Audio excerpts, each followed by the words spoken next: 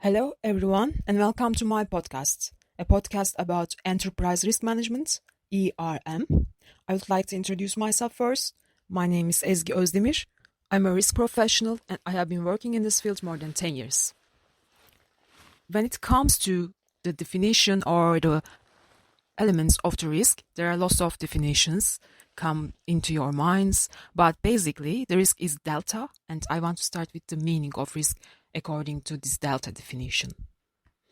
Risk is any situation that reveals deviation from the planned objectives, such as threats, opportunities, and uncertainties. Accordingly, risk indicates potential problems, threats, and dangers that may occur in the future.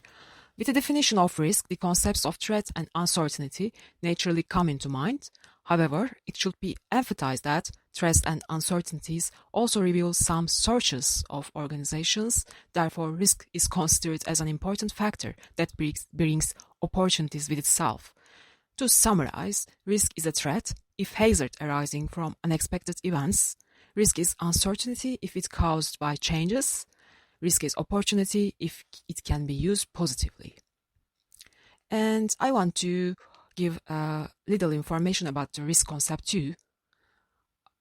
Risk management ensures that the organization takes as much risk as it can bear. Thus, the organization will grow at the highest rate possible. This risk management maximizes positive risk while minimizing negative risk. What is the biggest risk of the company? What is the biggest risk of the country? Or what is the biggest risk of yourself? It is a very common question, and there are many subjective answers to this question. What is risk and what is not?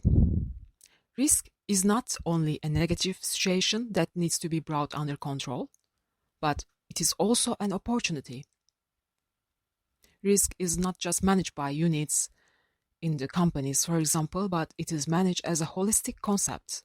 That's why we call it sometimes enterprise risk management, not just risk management. Risks are not managed only by departments or person.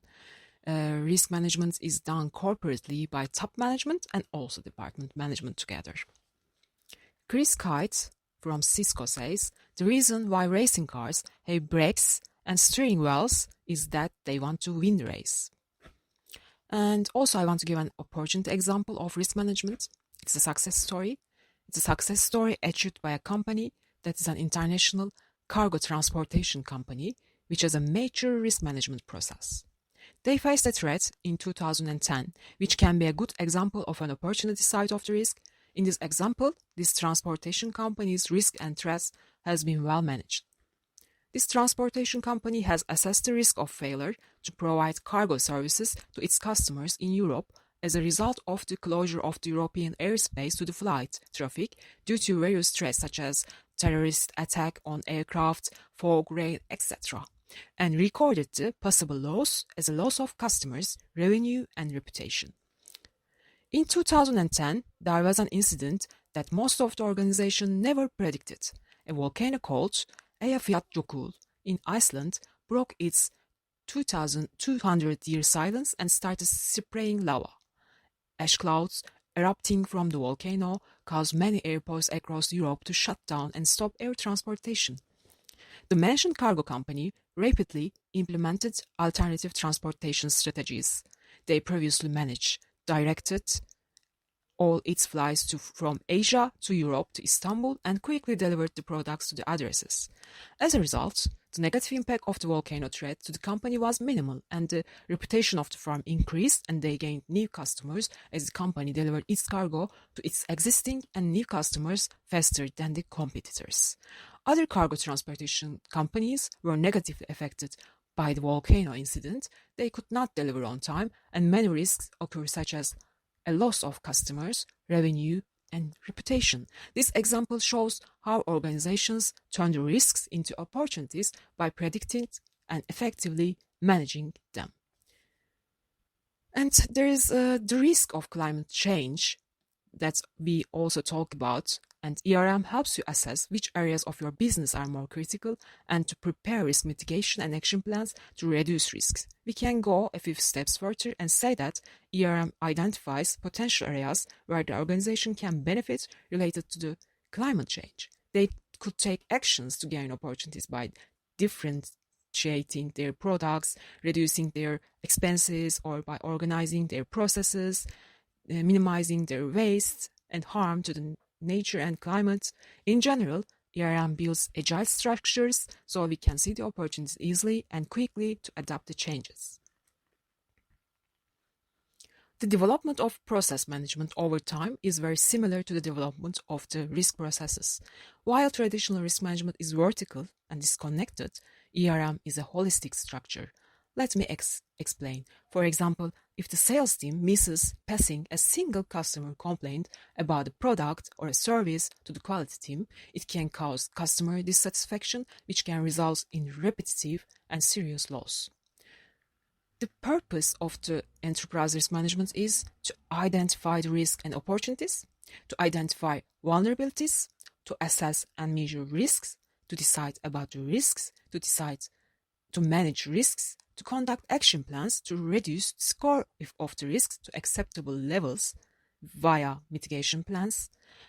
Enterprise risk management depends on the corporate culture and is evaluated together with the targets at strategic and tactical levels. The sectors in which the company is in, business strategies and targets, global effects, external environmental effects, geography in which the business operates, macroeconomic indicators, legal regulations, social responsibility, communication, etc., all are the part of the risk management.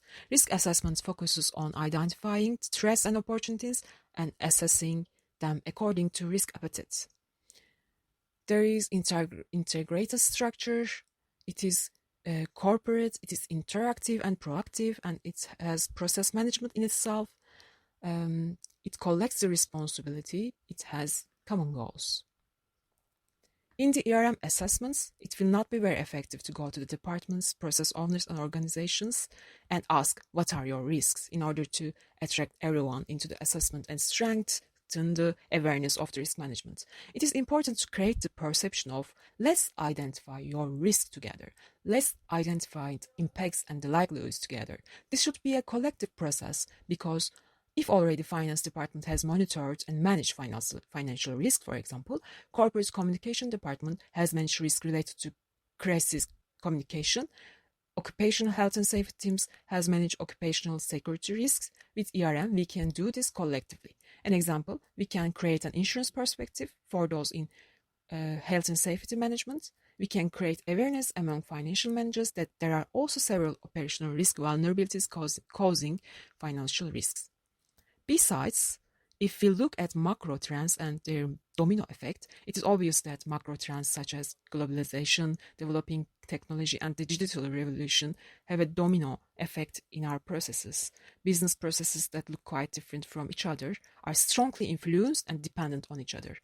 The concept of governance generally focuses on this interactive issue. For instance, in traditional risk management approach, while the expectation from sales is to improve sales and gain customers basically, in enterprise risk management approach we expect the sales process owners to determine that they will do if they cannot get paid in return for the goods they sell. Now a price interest discount war is on. Therefore, it may be necessary for a salesperson to look through the perspective of finance and a finance manager to look through the perspective of the salesman. While a production engineer was concerned with the maximum performance of the production line, he or she now needs to assess how production affects the environment, resources, and people. Again, the relationship, the information security, and reputation are so obvious. As can be understood from all these situations, the focus of the risk is human.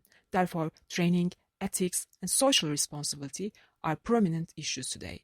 It is necessary to attract employees and stakeholders into the risk culture. ERM, enterprise risk management, should be a managed system that is not limited to senior management. That is possible by creating motivations. It is encouraging to give ownership as well. And we will go with the part 2 about enterprise risk management steps, and it is implementation,